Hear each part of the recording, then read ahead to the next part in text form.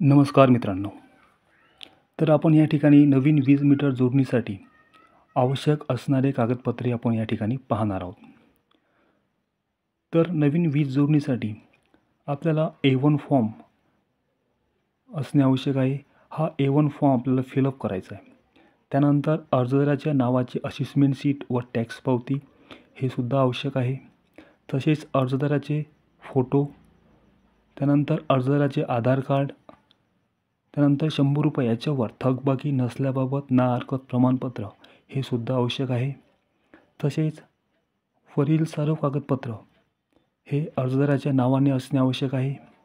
म्हणजेच जो अर्जदार आपण अर्ज करत आहोत हे सर्व डॉक्युमेंट्स एकाच व्यक्तीच्या नावाने असणे आवश्यक आहे. तसेच शेजारील वीज बिल हे सुद्धा आवश्यक आहे.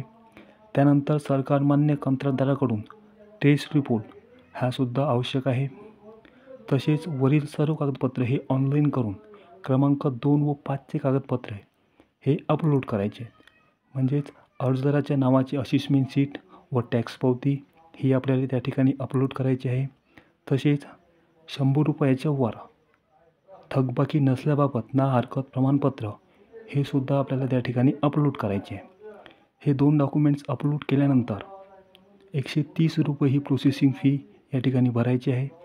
₹130 ही प्रोसेसिंग फी भरल्यानंतर हा पूर्ण फॉर्म फिलअप केल्यानंतर सबमिट केल्यानंतर याची एक प्रिंट काढून घ्यायची आणि प्रिंट काढल्यानंतर सोबतच हे सर्व डॉक्युमेंट्स आपल्याला या ठिकाणी जोडायचे आहे. आणि हे दोन्हीही ऑनलाईन फॉर्म आणि डॉक्युमेंट्स हे ऑफिसमध्ये सबमिट करायचे आहे.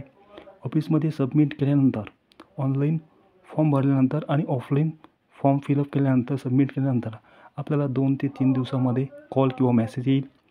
कॉल किंवा मेसेज आल्यानंतर महावितरणचा कर्मचारी येऊन त्या जागेची पडताळणी करेल. ज्या ठिकाणी कनेक्शन घ्यायचं आहे त्या ठिकाणची पडताळणी केल्यानंतर 2 ते 3 दिवसामध्ये तुम्हाला नवीन कनेक्शन देण्यात येईल. धन्यवाद.